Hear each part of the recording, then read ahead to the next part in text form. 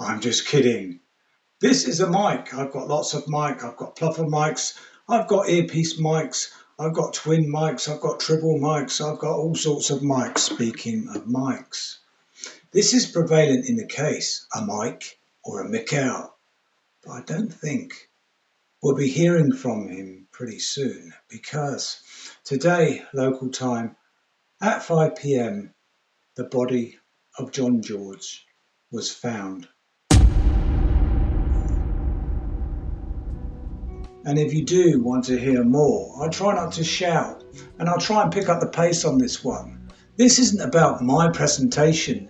This is about news of another morbid type of case, but we're getting somewhere in this case. So come a bit further, and welcome to Aldon's Reviews and True Crime.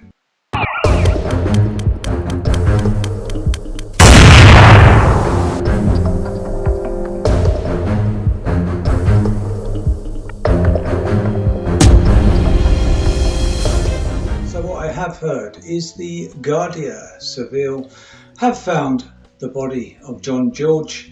They have looked at tattoos, so they have kind of identified him as such, but there's going to be a formal identification at the morgue, and his dad Billy will be attending. What they don't say is whether the body is intact. They say body, and then they add to the story saying it remains. Apparently it was quite a long, drawn out search. So when I know more, I'll let you know. My condolences to the family. If it is John, then he can be put to rest by the family. Now the family have said that they are going to disappear now with the body so they can have a funeral. One would hope, because this is pretty much fact, that Interpol are looking into that case, and they are now treating this case as a murder. So it doesn't take a rocket scientist to work out that the police apparently are treating this as a murder case, so there must have been traces on the body that led to suspicion, and also the suspicious circumstances and all the other evidence. So, what do we think? Do we think that Madison, are you telling the truth? We don't know. Forgive me for saying that, but we don't really, do we? So, there is another video, and I'll play the video now.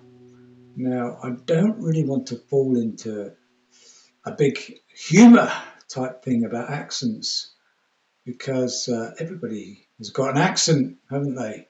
A certain accent of some kind, and some of our accents, probably mine as well, is very hard to understand.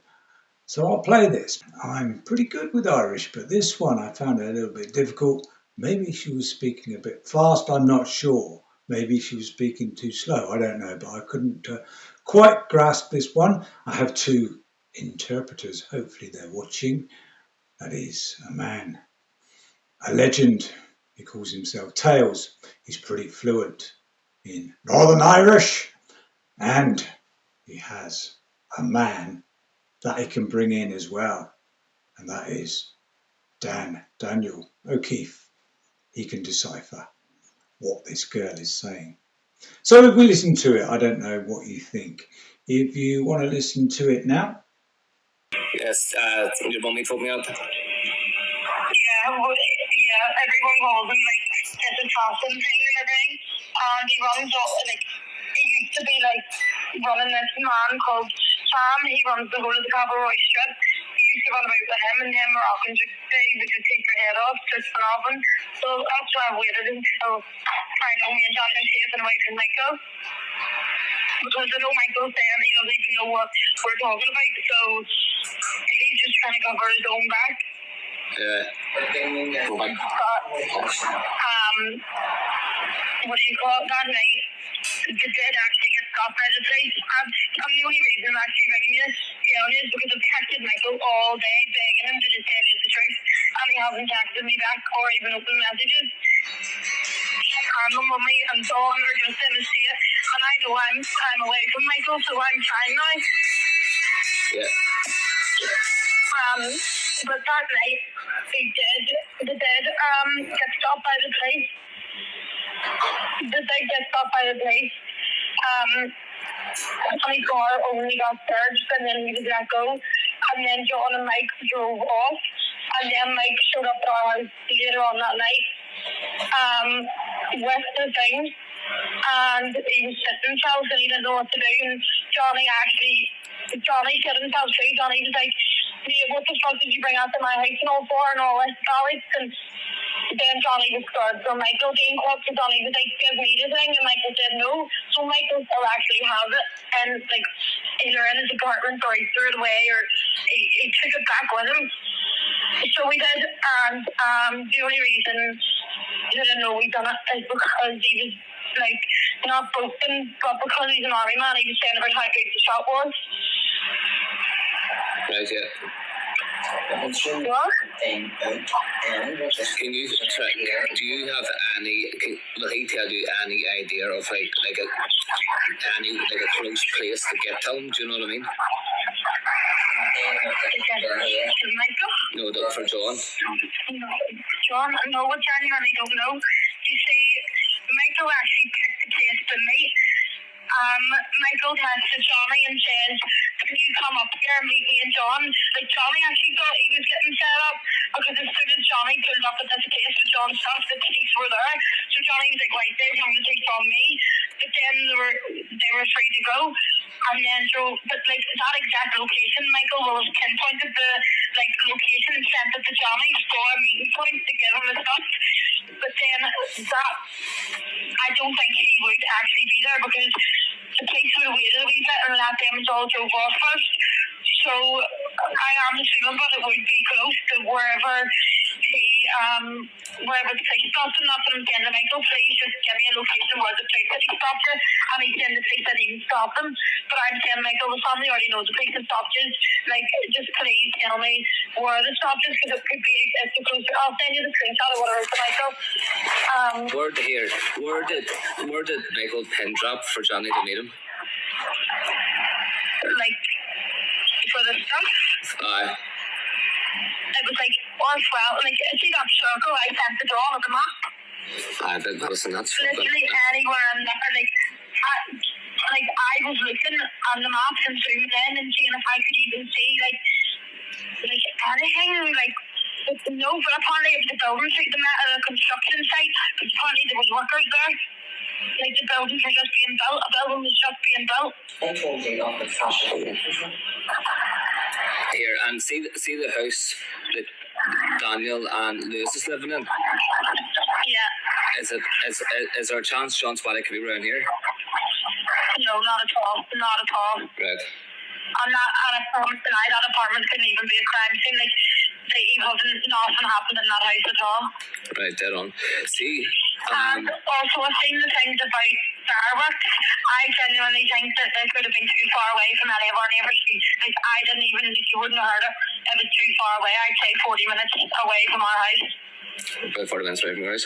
Madison, do me a favour. Try and get, because see as soon as we get John's body, we're out of here. The fuck. Yes. Out of here. Yeah. Just, Madison, I'm being honest with you. So what do we think? What are we looking for? So hopefully now the family can go back with the body, the police, Interpol, and the British police can get on with the case. So they can investigate if they need to. Do you think they need to? Put it down in the comments. It's kind of suspicious, isn't it? It's kind of seems criminal. I thought originally they were playing around with shooters, and it's happened before. People have shot each other accidentally.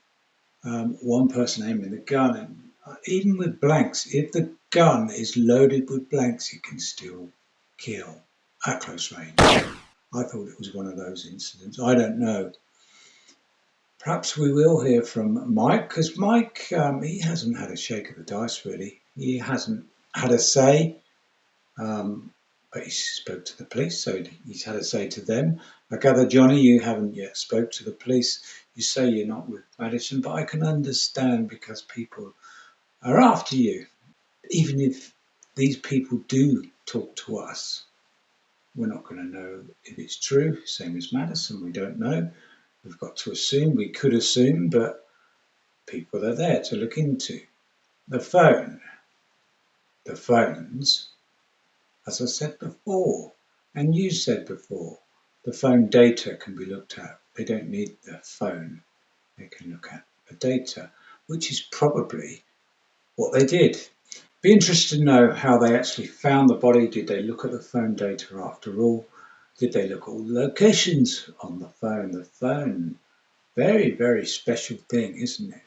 And the data attached, which is something that should happen in the Jay Slater case. I don't think we're here the last of what the police have to say. We'll still probably report on it, won't we? I think the Jay Slater case, it's kind of dying a death on information. I'm saying information. I'm not saying the case itself.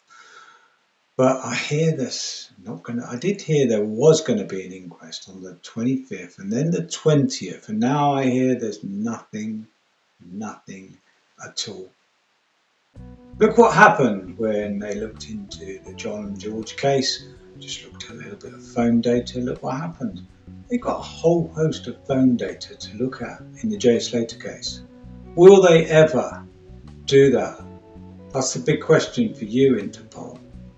Big question. That's what I wanted to report for you. Hopefully that hasn't got you down, and maybe I should include a little bit more humour in the next one, just to try and break things up. Do you know when you watch a horror film and then straight after the horror film, this is more when you're a kiddie, you wanted to watch adverts afterwards, don't you? Because you wanted to lighten the mood of what you've just watched or witnessed.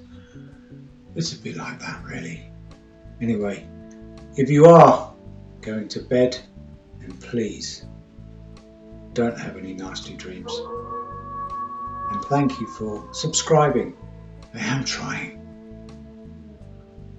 But I've got a few experiments in the pipeline with audio and sound and everything else. In the meantime, thank you.